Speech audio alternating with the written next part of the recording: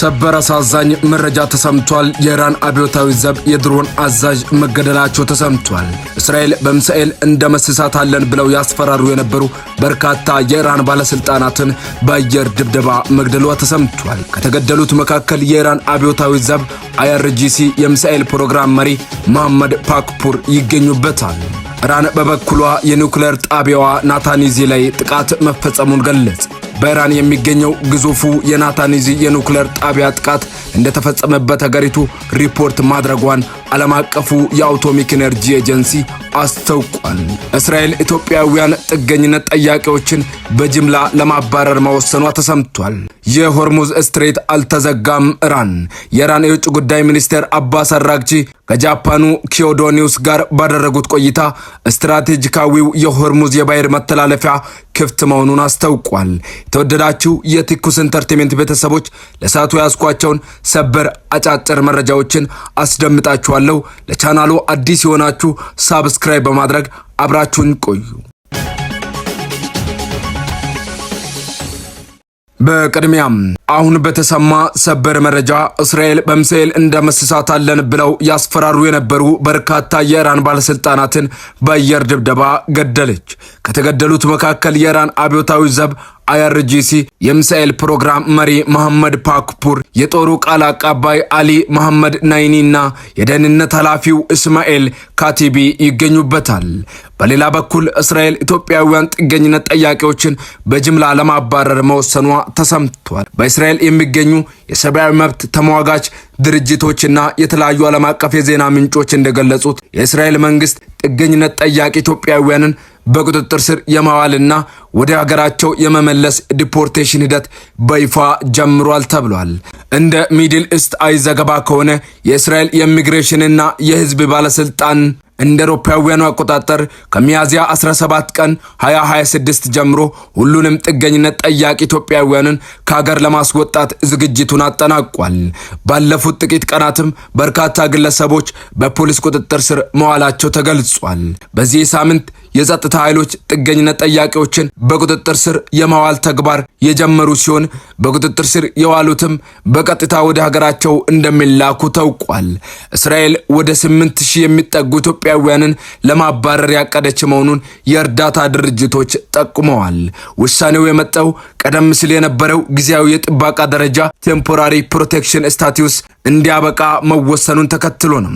ምንም እንኳን የእስራኤል መንግስት በኢትዮጵያ ያለው ሁኔታ ተረጋግቷል ብልም የሰብአዊ መብት ድርጅቶች ግን በአገሪቱ ያለው ወቅታዊ ሁኔታ አሁንም አስተማማኝ አለመሆኑን በመጥቀስ ውሳኔውን በመቃወም ላይ ይገኛሉ። ይህ ውሳኔ በእስራኤል የሚኖሩ ቤተ እስራኤላውያንን ወይንም የኢትዮጵያ አይሁዳውያንን ህጋዊ የመኖሪያ ፈቃድ ያላቸውንና በህግ የተመዘገቡ ስደተኞችን እንደማይጨምር ተረጋግጧል።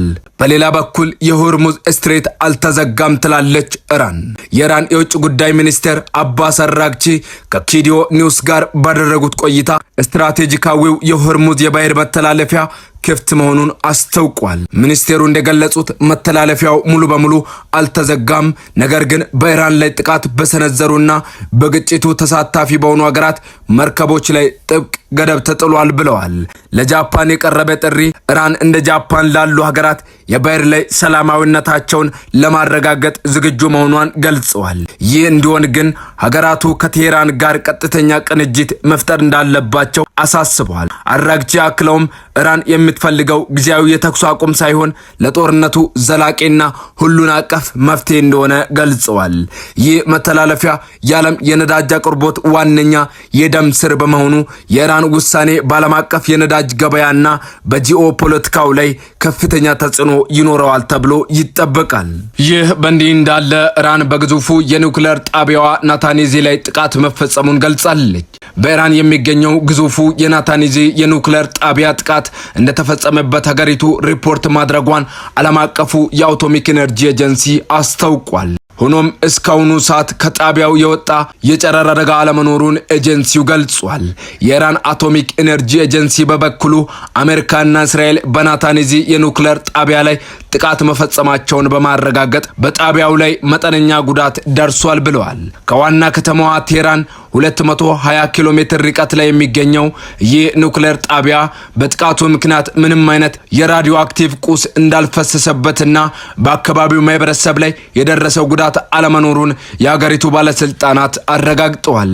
የናታንዝ የኒውክሌር ጣቢያ ከዚህ ቀደም በእስራኤልና በኢራን መካከል ለ12 ቀናት በቆየው ጦርነት ውስጥ ዋነኛ የጥቃት ኢላማ ከነበሩ ተቋማት አንዱ ነው። ስፍራው ኢራን በድብቅ ዩራኒየም ታበለጽግበታለች በሚል በአሜሪካና በእስራኤል በተደጋጋሚ ክስ የሚቀርብበት መሆኑ ይታወቃል።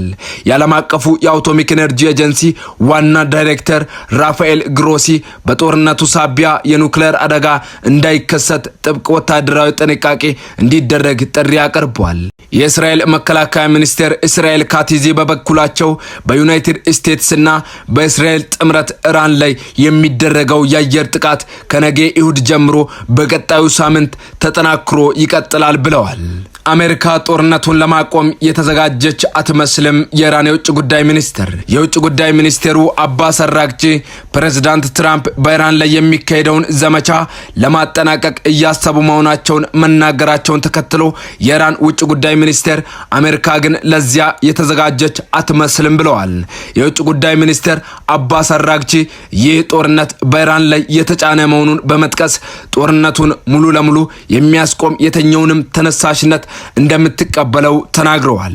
ሚኒስቴሩ ኪዮዶ ለተባለው የጃፓን መገናኛ ብዙሃን እንደተናገሩት ኢራን ጦርነቱን ለማስቆም የሚቀርቡ ሐሳቦችን ለመስማትና ለማጤን ዝግጁ ናት ብለዋል።